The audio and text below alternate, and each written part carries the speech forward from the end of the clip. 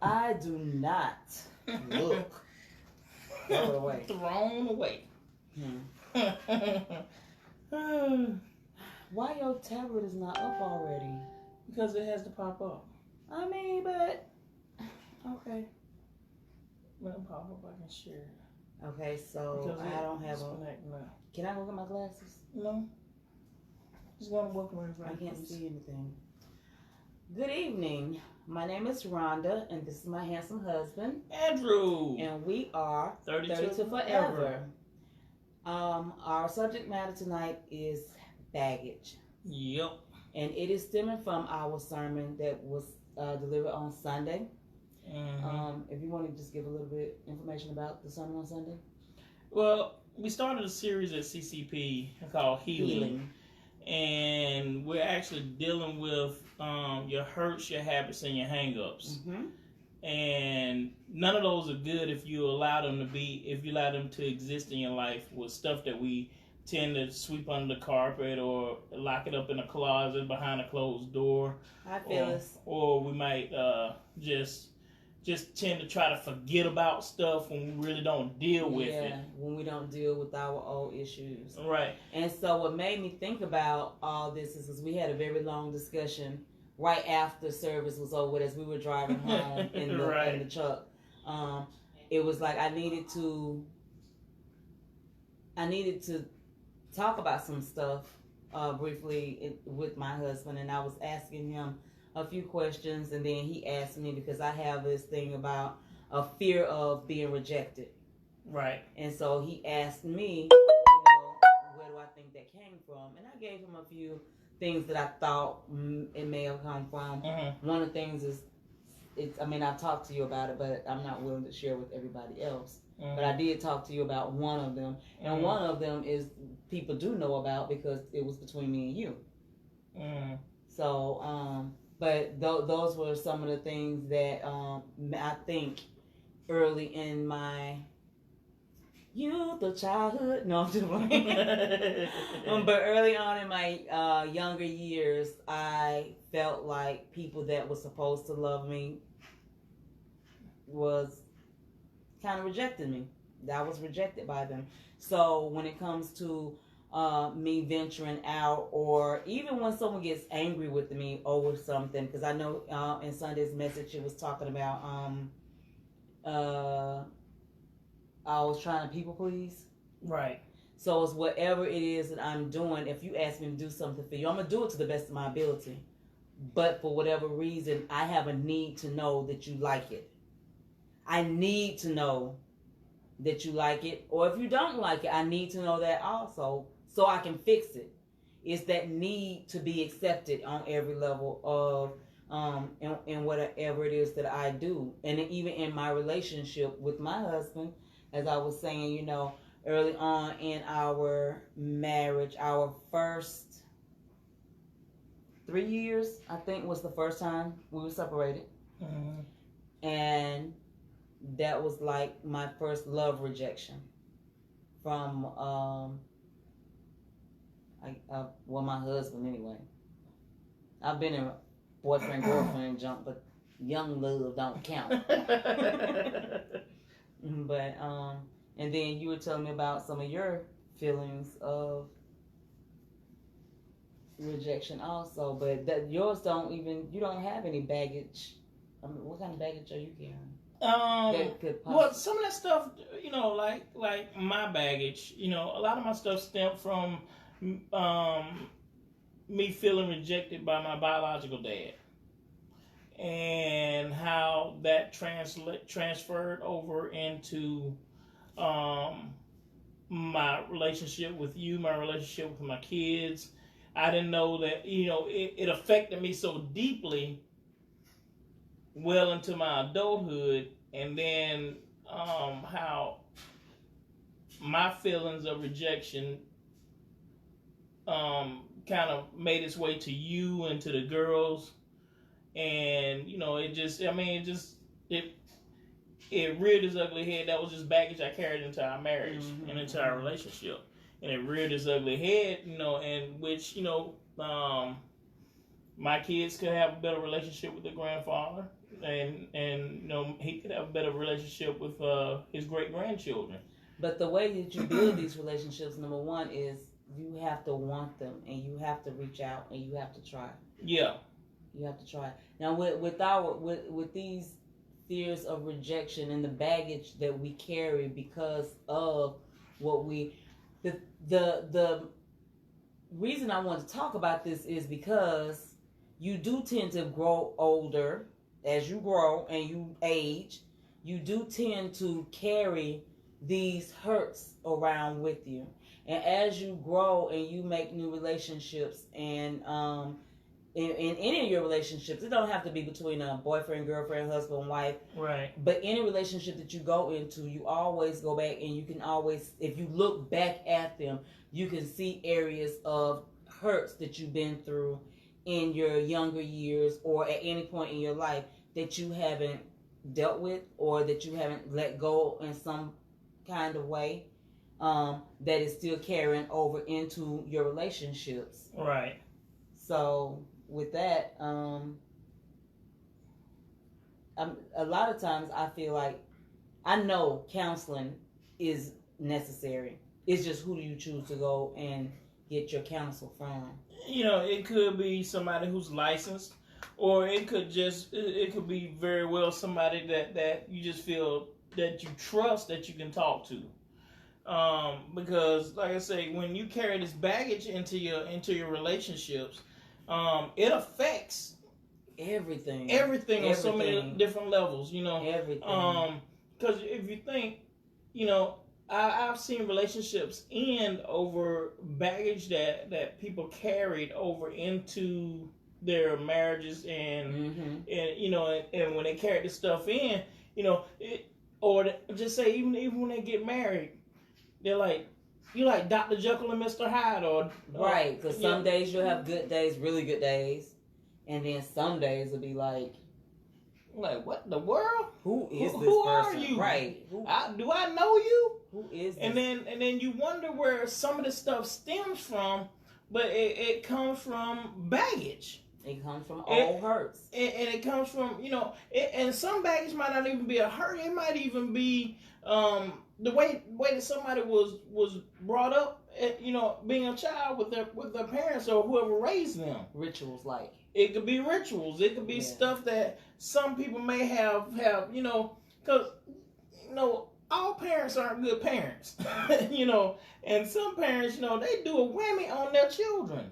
But it's not even just the parents. It also comes with your childhood relationships with other people. It don't necessarily always have to be the parents who have inflicted these hurts or even taught you some bad habits. Because I know growing up, I learned some bad habits out in the streets. I mean, I wasn't allowed to be out in the streets like that. But there's some things that I picked up, you know, that maybe I should have left where I found them. I understand. Just little hang-ups there. I understand because, you know, a lot of stuff that I learned early on, before we met, you know, some stuff that I was even taught, you know, when I was a kid, I carried it into our marriage, and some of it wasn't good. Let's say, like, well, why did you have to whisper that?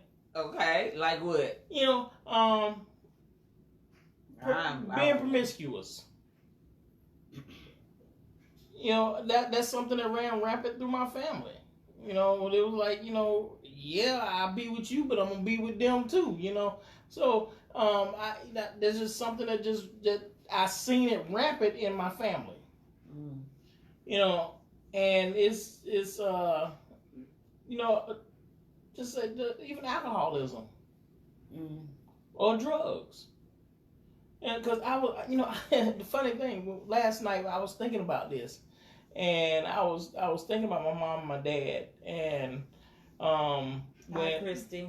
When my mom and dad, you may remember this, my mom and my dad, they decided that, hey, we want to get married. What do you and your sister think about? I do remember that. And my sister and I were like, no, do not do it. And I was like, why? That would be so great. No, because both of our parents were fixed. both of them were good. Both of them They're had good apart. Yeah, they were very good apart. And my sister and our father, you know, he was good. He was a great dad after they divorced. And then my mom, she was phenomenal. And they were like, and they became best of friends. They were like, hey, what about it? No, don't get married. And because we seen what you guys being together did. Mm-hmm. And I was thinking about, I was like, when I was thinking about how my mom and my dad met, because he was in the military when they met, and how my mama was a hellraiser. And I was like, what attracted my dad to my mom? Even though she was beautiful, but my mama was wild. She was fun. She was a fun person. She loved to have a good time. And I wondered how much of that, you know, watching them when I was growing up, how much of that I brought into our marriage. Why are you looking at me like that? Continue. Mm-hmm. Why? I'm just wanting to see how much of a hole you finna dig. What you mean? Because it's like, my mom was fun, but she was a hellraiser. And what attracted my dad to her? Now, the one thing that I can say is when me and you was dating, mm-hmm. everybody used to ask me, why you so mean to him? Why you this? Why you that? And it wasn't that I didn't feel like I was being mean. Mm-hmm. I was bossy, I was pushy, I was loud, and I was demanding. I don't think that constitutes as being mean, but this was something that you was attracted to at the time, because when everybody brought it to my attention that I was like bossing you around, being pushy and, you know, being somewhat mean or whatever, mm-hmm. I tried to change, and I did really good for a whole month, and then you was like, what's wrong with you? If it don't feel natural, it don't feel natural. But it did come natural. All I had to do was just tone it down just a little bit, but you was still like, what's wrong with you? So I'm just like, the hang-ups that we have is that, you know, you saw this mm-hmm. in the relationship that your mom and dad had. Mm-hmm. So maybe that's what you was looking for in your relationship, and you saw in me. But the thing is that when you get what you ask for, or you get what you're looking for, but you're not really sure that you want that, so you want a part of that, but you don't want all of that. And I guess, you know, you always hear the saying, a son will marry his mother. And a daughter will marry her father. Right. But that is so true. But sometimes y'all gotta look at the other sides of y'all mamas and y'all daddies, because I mean, and I love my girls. I love my girls. But both of my girls got what I used to be. They got a lot of what I used to be. One of the things that they got that it's not I used to be. I don't like being said no to. That's like a thing of rejection that hurts me. But sometimes, I can't sometimes tell no. But sometimes no is good. Sometimes saying no is a good thing, and we all have to learn how. Right, we all have to learn how to we have to learn how to say no, and we have to learn how to accept no when it's said, because no is not always the end all be all. The be all end all, you know what I'm saying? End all be all, yeah. Yeah, because sometimes God tells us no for a reason. Mm-hmm. No, this is not your time. No, this is not something that you need. I have something better for you, so no to this, but wait a minute. And sometimes when you're saying no, and of course I'm going to look at that as a form of rejection. And with anything, even with my business, if I do something for you or give you a service and you don't like it, you get this, this kind of look on your face like, I don't like this. Then I'm like, what's wrong? What did I do? What do you need me to do? How do I fix this? What I need you to be satisfied with what I am doing for you, so you will still like me, that you will still love me, that I will still be accepted. Mm-hmm. And I've never gotten past that point in my life, that one hang up of it hurts me so bad to think that someone does not like something that I do. Or if I know that I need to say no to you, if I have to speak directly to you or look you dead in your face, I can't. I guess I'm different in that way, because if somebody don't like something that I do or say, I'm like, whatever. But the thing is that a lot of the times I will say, I have said stuff to people or done things that I'm thinking that I'm doing to be helpful or to, I don't know if it's to please them, but to be, that wall is gray. I mean blue. But I'm sorry, to be helpful or to help someone, and then they might say that I said something to offend them, or I did something in a way that did not help them, but in fact may have hurt them, or it's something that I just simply don't like it. I can give you an example with things that I be doing that I be trying to get your approval on, and you might give me back, I'm looking for a good report to come back from you, but you'll be like, well, I don't like this about it, and I don't like that about it, and then I just be like, shouldn't have never asked him. But then I'll try to change it so that I can fix it to make it where you do like it. But you asked for my honest opinion about it. I do. But if somebody asks for your opinion, if you like someone, or vice versa, and you give them your opinion about it, then you voice your opinion. I do voice my opinion, but I always try. It don't always go across that way to let them know I'm saying it in the way that I'm trying to say it is to help you, not hurt you. Because I hate it when I think that I've hurt someone's feelings. We all do, though.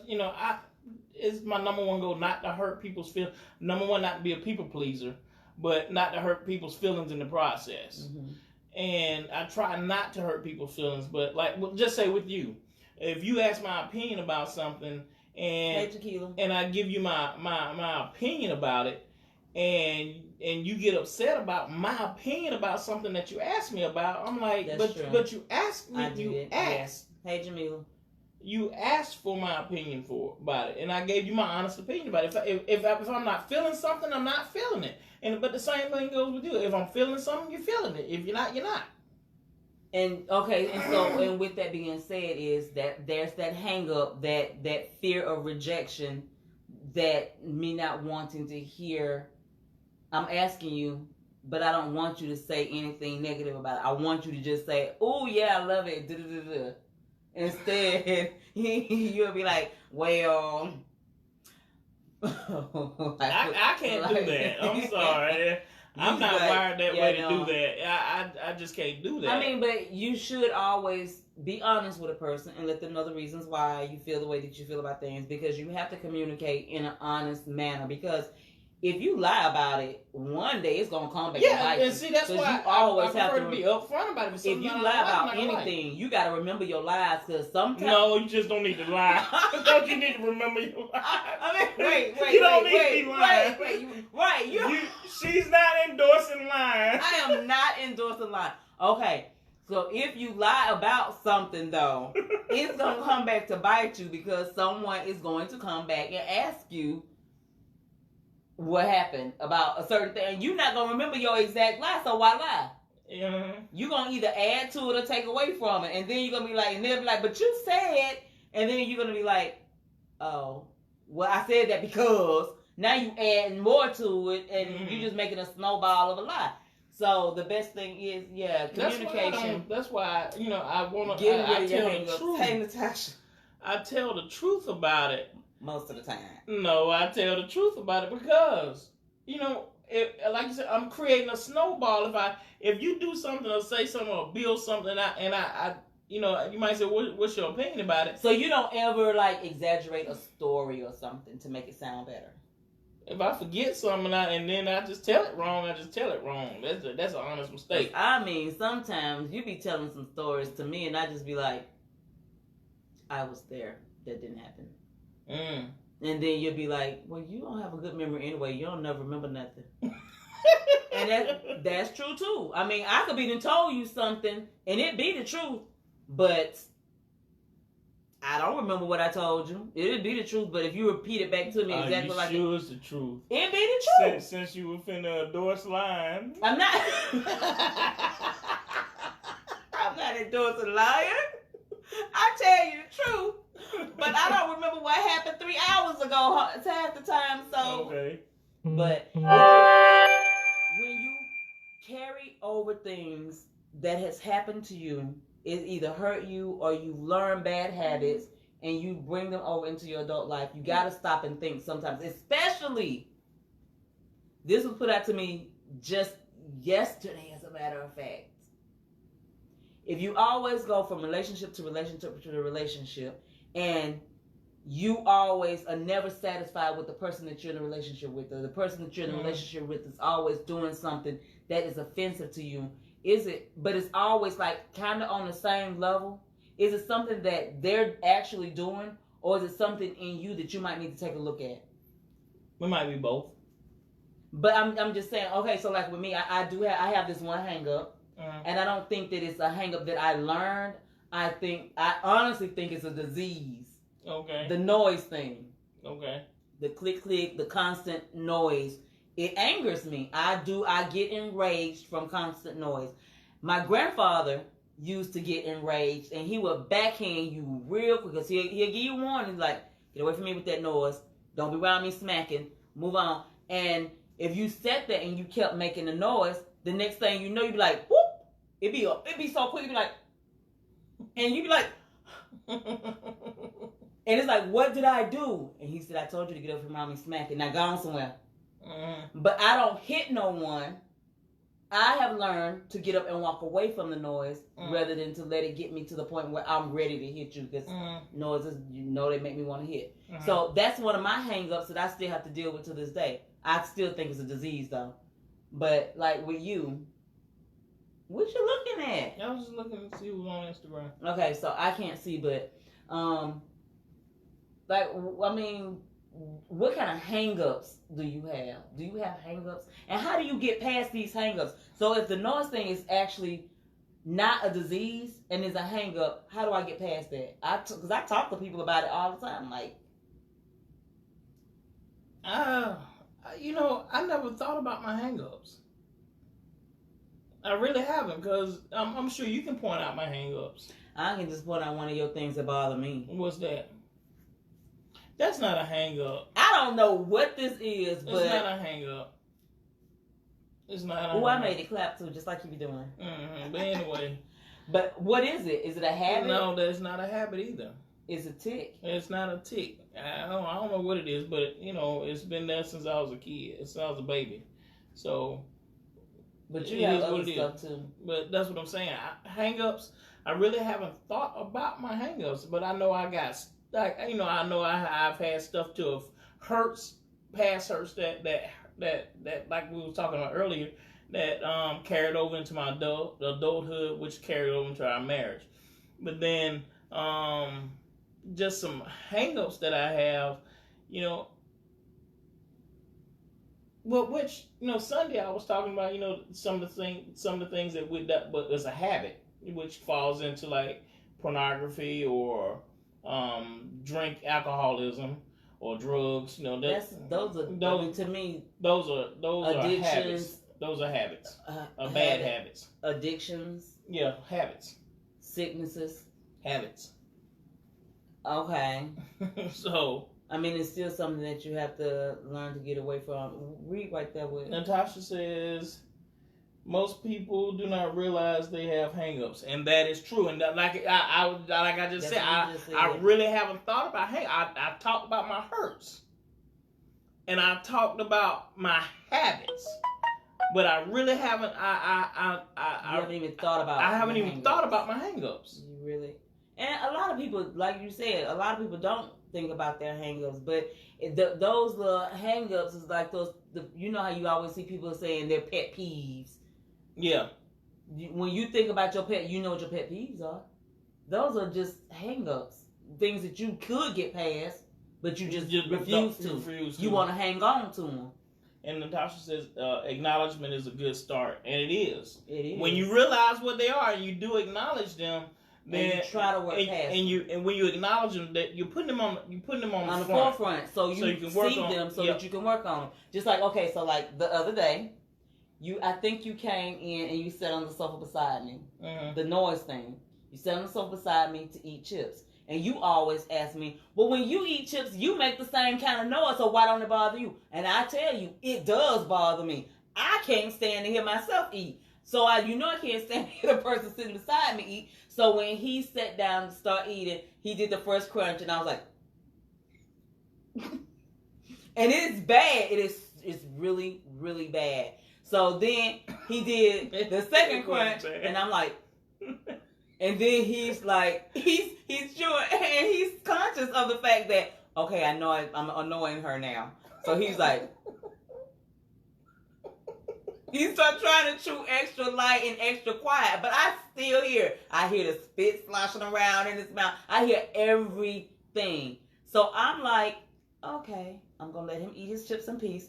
I get up and move. So I don't say nothing. But it is really, it's bad. And I try. So in order for me not to get angry and fuss about it, I just get up and I'll walk away. I'm going to let you have your chips, but you already know I don't like this. So why did you come and sit down beside me to eat them?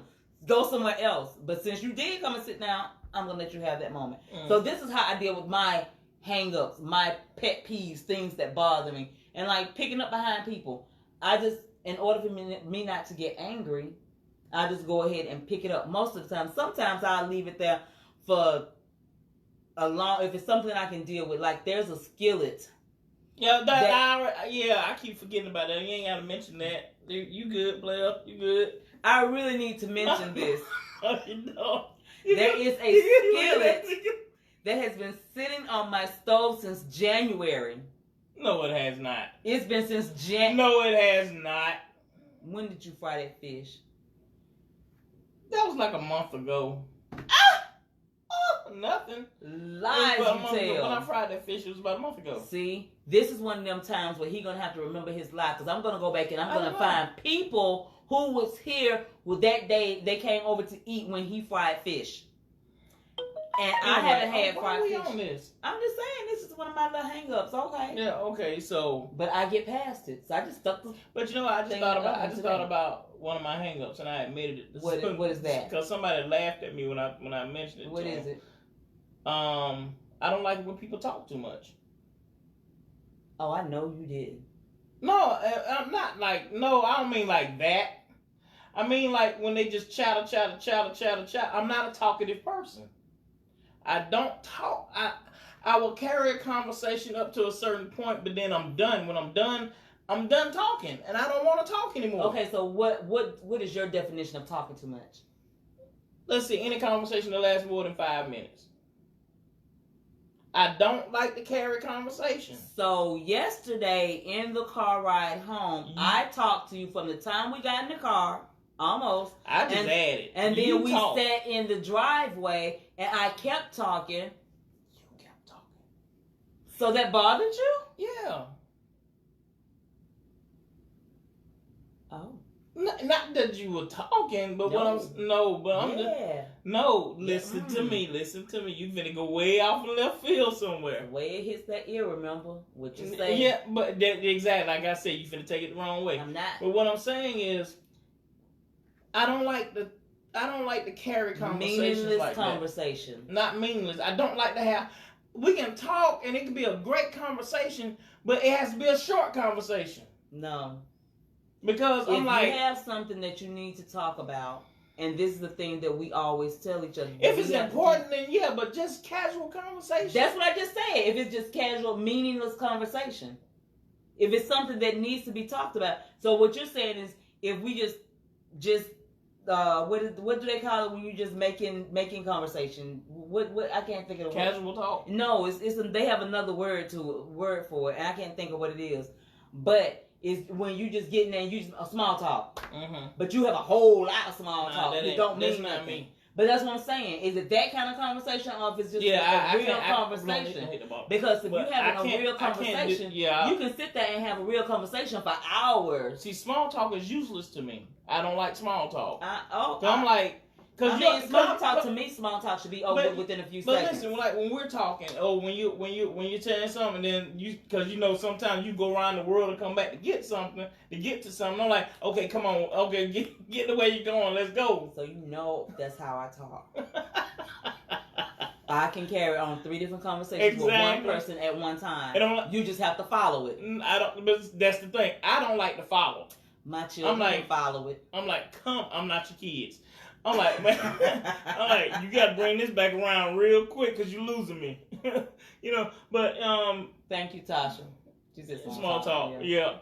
But but somebody said, but you're a pastor. You should love to talk. And I love people, but I don't like to talk. You don't like to listen either. I like to listen. Then you don't like what? I don't understand what you're saying. I don't like to talk. By the time they finish, I mean, they can do their little small talk just to get their little words in. Hey, Pastor, or hey, Andrew, how you doing? Hey, how are you? I mean, you just get the little small things away, and then they might ask you a question about something. Pleasantries are different than small talk. Okay. I mean, just saying, hey, how you doing? But I just want to say a few more things to you that really don't concern you and don't matter to you, but I just want to talk about this real quick. It ain't nothing that really concerns me or matters to me, but we just having a conversation. Can we just have a conversation for more than 5 minutes without you getting angry or? I don't get angry. Or like your ears feel like they're finna bleed or something? I start thinking about what else could I be doing. I do. But that, like I said, that's just one of my hang-ups. Your habits, your hang-ups, and your hurts can go over into your adult life and in all of the relationships if you do not deal with them. You have to deal with all your bad habits. If people telling you that they've noticed something about you that they feel is offensive. Because remember what the Bible said, if your right hand offends someone, cut it off.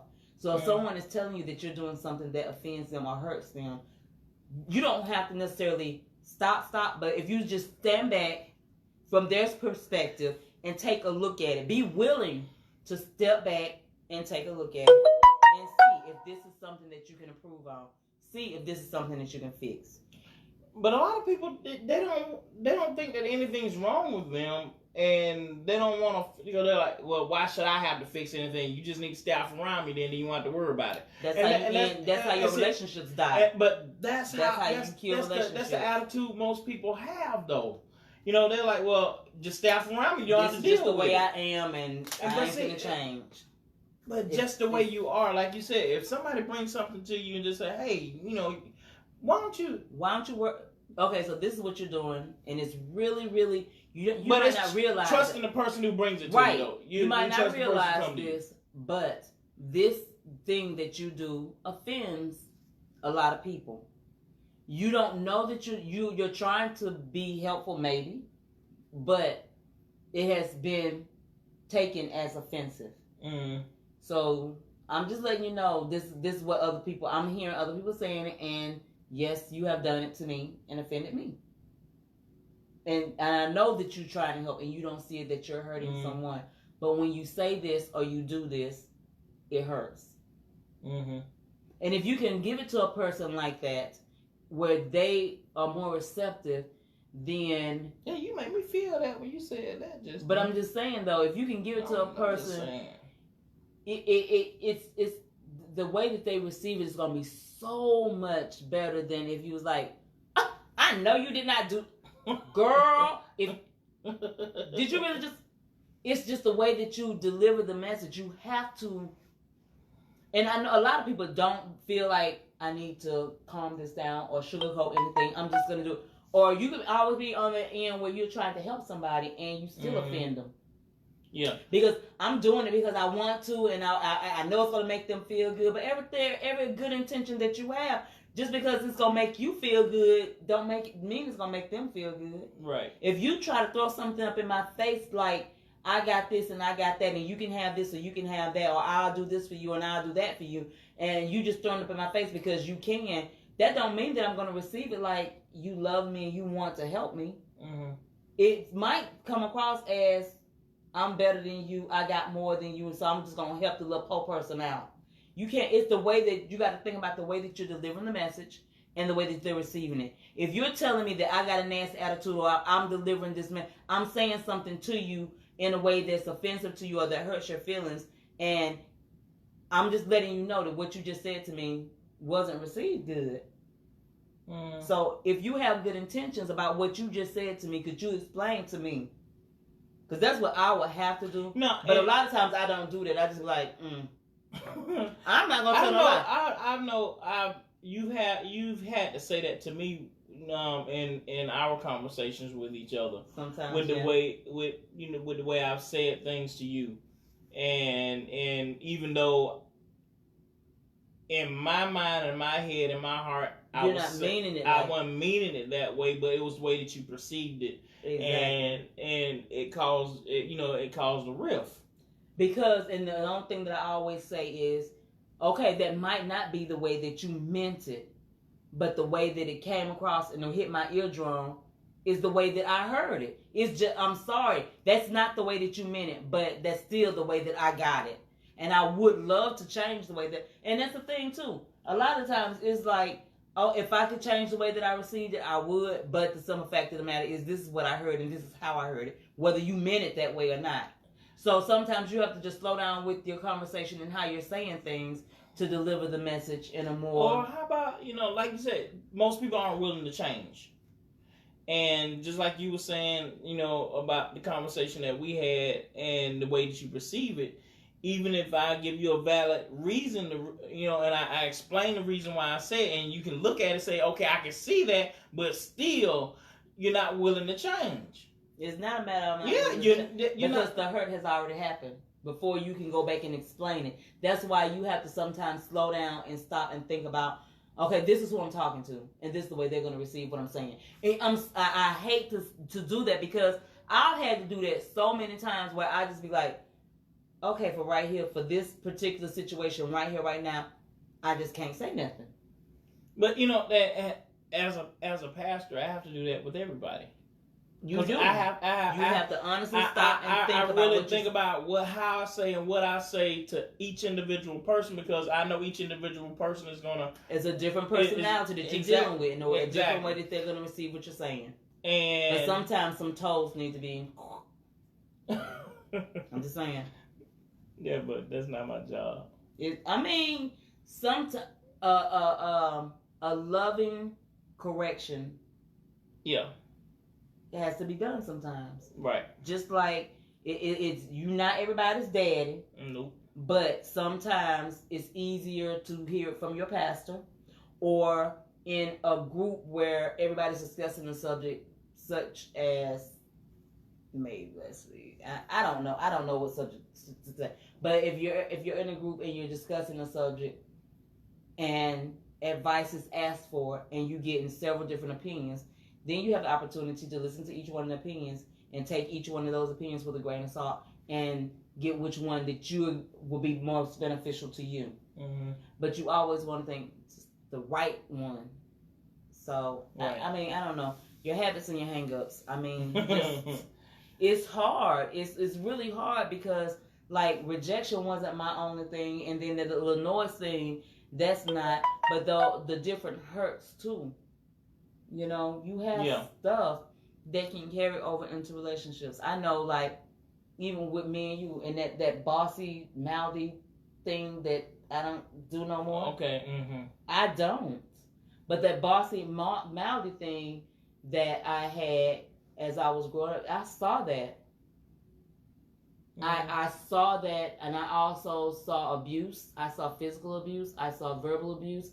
And a lot of the times it was like stuff that I was like, I'm never going to let myself go through that. I'm never going to do this. I'm never going to do that. And it was always something that I saw happening to people that I love. And I'm like, I'm not willing to go through any of that. But that's why, I always say a lot of the things that we're not taught, but we catch them. Mm-hmm. It's not stuff that we're taught. It's stuff that we caught. Mm-hmm. So, meaning, you done seen it. You've been exposed to it, and somebody may not have physically said and taught you this, but you seen it and it affected you, and you caught it, and and when you caught it, it just gravitated over into your life, mm-hmm. and then before you realize it, what you caught. It's hard to get rid of. It's hard to get rid of it once you catch it. And then next thing you know, you're in a relationship, and then the person's like, I did not know that about you. See? This could be an issue. This could be a problem. That's why I always think that when you're getting married, you should have counseling. Because You have to be honest when you you go gotta to be counseling. honest. And you have to be really willing to open yourself up, because you want the person that you're going into this relationship for marriage. This is for a lifetime. This is a lifetime commitment. You want to know the person that you're marrying, and they need to know who you are, truthfully. Because, baby, the makeup, the glam, the cuteness, and the sitting proper, and oh no, I'm not hungry. You know you're hungry. You better go and eat that. I'm just saying, all this cuteness and stuff that you put up a front for. But even if you're not even doing that, when you go in and you go to counseling for different things, you kind of be like, that's in the closet. I'm leaving that over there. But one day, that closet gonna pop open, and all that junk gonna fall out. Exactly. So, but like you brought up counseling, and one of the things that I, being a pastor, and I have to counsel people from time to time, even in marriage counseling. You gotta be honest, and you gotta tell the truth. You can't just say what you think people want to hear, so you can get it done and get it over with, and just think that you're gonna be okay. Exactly. Because I've seen people who've gone through counseling and lied their way all the way through counseling, and then still get married, and then some time go by, and then next thing you know. Oh, we divorced. Yeah, well, I can't do this. Nope, we can't live together. I don't even like her. I don't even know who this person is. I'm married. Nope. Right. And then I'm like, well, this is not what you said when you were in counseling. Right. When you were in counseling, I said these are the things that we covered. Now you looking at me like, well, counseling didn't work. It didn't even work, but it didn't work because you lied your way through it. You lied through it. So you've got to be honest, and like Natasha said, you've got to acknowledge all this stuff that you're carrying. Exactly. And be willing to work through it. I almost posted a picture of some bad baggage, which would have been some tore up baggage with broke wheels and broke handles and stuff. But that's what baggage is. It's stuff that you can't carry, and you shove and hide it somewhere because it's not pleasing. All the ugly stuff about you. It's not pleasing to look at. Yeah. And to deal with. It's hard. A lot of things. That baggage that is hard to deal with, in some of our conversations where I just sat down and I just let you know, these are the things that I'm dealing with, and it might not mean as much to you, like family issues, and the whole rejection thing, and me feeling sometimes like maybe you might put somebody before me, and those are the times that it hurts the most, because I'm like, if it ain't God, nobody else. You don't put other people in front of me, or with their opinions or anything else, and it comes to or nothing else other than God. Am I willing to accept being placed in front of how I feel? Your children. When it comes to me. Yeah, but vice versa. I say that to you, but you ditch me for the kids all the time. I don't ditch you. It's just that my babies, when they need me, I do it. No, you ditch me for them children all the time. Okay, so that's a bad example. Let's go to something else. Let's just do something else right there. That's a bad example. No, it's not. It's a very good example. But anyway, the thing is that when you have family, friends, anything that you place in front of your spouse, you have a head of the household, just like you have a head of the body, and everything falls in order. And this was in my Bible study today too. It was describing how it works. God is the head over Jesus, and He's the head over us. You're the head, and then I'm under you. So it goes in that order. So when I'm looking up, I am looking up to the heads, right? And it was talking about the covering of the woman's head and everything like that, and why the woman's head is supposed to be covered. But this was a part of my Bible study, and I was just like, okay, and I did learn when we was putting our marriage back together how I'm supposed to look at you and how I'm supposed to submit to you, and why it is important for me to learn how to look at my husband and be willing to submit to him. Because when we first went into counseling for our marriage and trying to get our life back on track, and Mary Grace was like, well, why do you feel like you gotta be the boss of everything? And my answer then was that because he don't know what he doing. He make bad decisions. and if he make a bad decision, I have to clean it up, and I don't be feeling like cleaning up all his bad decisions. Mm-hmm. And that was my response. And then she was like, well, if he's the head of the household and he's the one that has to answer for the decisions, why not just let him make his decisions and allow him the opportunity to fix them? That right there was like the hardest thing for me to learn how to do, because I'm like, why let him fix them if I can prevent them? I'm like, did you just hear what you said? Mm-hmm. And I asked, I said, did you hear what you just said? And she was like, yeah, did you hear what I said? And I was like, I don't know if I can. I mean, I did. I honestly was like, I don't know if I can do that. I said, because if I can prevent you from making a stupid decision, then I'm going to prevent him from making a stupid decision. So why does it have to be a stupid decision? It's just a decision that he makes. And I was like, and it was the hardest thing for me to learn to do. But I did learn how to say, okay, that's your decision. Now, this is my opinion about what you're about to do. Mm-hmm. And allow you to make the decision based, but I'm still going to offer up my opinion. Do what you do, and then we just going to have to live with it. But I'll tell you in a quick minute, you did that. I mean, hey, I have to step aside and let you be the man and be the head of the household. Like even if a spouse makes a bad decision, either way, it's you shouldn't point the finger if they make a bad decision. You really shouldn't. That is just a wrong thing. You should not point the finger because they made a bad decision. You know, like you say, you know, you just got to deal with it and work through it. You have to deal with it, and you have to work. But don't say, I told you not. No, you don't point your finger and say. When was the last time I told you that? I don't know. Because I don't do that. I used to. You used to. But like I said, I don't know. But as I said, I live, I learn, I grow up, I drop bad habits and hang some of them, bad habits and hang-ups, and I let them go. So I'm still learning. Nobody's perfect, and we all have to continue to grow and learn and do different things. So and no relationship is perfect. No relationship is perfect. All of our relationships should evolve. They should continually grow. They should continually move. Nothing ever stays the same. Nothing stays the same. And so that means that you got to constantly work on it. And we titled this our discussion this evening baggage, because we got stuff that we have to work on. Yeah, you have stuff that you have to work on. And we have to work on it. And you know, I go back to what that word Natasha used, acknowledgement. Yep. You gotta acknowledge it. You gotta think about it. You gotta bring that thing out that you've been hiding. Absolutely. And deal with it, regardless of how bad it hurts or it exposes you. Ooh. You got to deal with it. No matter how much it exposes you. And that's the thing. People don't want to be exposed because people want to always seem like they're perfect. They want to seem like they always have it together. They don't want anything to ever seem like things are bad in their life. So when stuff is exposed, the ugly really comes out. Yes, honey. But the one thing I can say, when stuff is being exposed in your life, when it's exposed, your character and your integrity should carry you through that.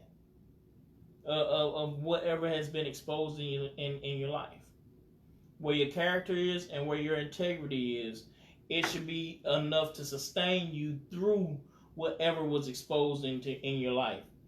I know several times, you know, things have popped up that came up that my character and my integrity spoke up before over a situation and an issue. Yeah. And, you know, and I didn't have to open my mouth. I didn't have to say a word. And, you know, but your character and your integrity will follow you all the days of your life. So you allow that to stand for you. I think that's a good place where we can end. What you think? Absolutely. You got anything you want to add real quick? Just remember that, as we always say, communication is everything. And don't be embarrassed if you need help to get past some of your habits, your hang-ups, or your hurts. If you need counseling and you need somebody to talk to, do that. Seek counseling. Seek someone that you can trust. You can to talk to. and go ahead and take care of that. Because we have people we talk to. We do. We each one of us we have, but we also talk to each other a lot. Because I can, no matter what it is that I'm dealing with, I can always go to my husband and talk to him, and he's gonna give me, like he said, his honest opinion about whatever it is that I am going through, and we're gonna have a discussion about it. But that's the thing, you have to be willing to listen to the person that you go to, and try. If they say that this is something that you need to work on, don't just look at it like they're just criticizing you. If you go to them for help, just try to. What's the worst thing that could happen? It works. Right. So. Or and even if it don't work, at least you tried. At least you tried to fix it. So, that's the only thing that I can say is if you need help, get help. Yep. All right, guys. We're going to get ready to get off. My name is Andrew. And I am Rhonda. And we are 32 Forever. We appreciate you guys for following and tuning in. Just hit the like button. If you're not part of the page, 32 Forever, you can go over to 32 Forever. You can like and follow us so that you get any updates that we do on 32 Forever. I want to try to do a camping video with us out there. We did our last one from the campsite, didn't we? We did, but we don't ever show anything that we're doing. Yeah. If you want to see what we're doing, we go camping. I think we post a lot of pictures. We're getting ready to go camping real soon. And I think what we'll do, we'll share that journey with you guys when we go on this next camping trip. Yes, because if you want to see some funny stuff, and if we make it seem like we're always happy-go-lucky and perfect, wait till we get to that campsite to set up. Yeah, for real. Setup can be a bit of an argument, a discussion. A discussion. So we'll allow you guys to follow with us on our next camping trip, and you be the judge. It's fun. It's exciting. So be good, guys. We finna check out. We'll holler at you guys later. Y'all have a good night, okay? Love you. Love you guys. Y'all be good. Bye.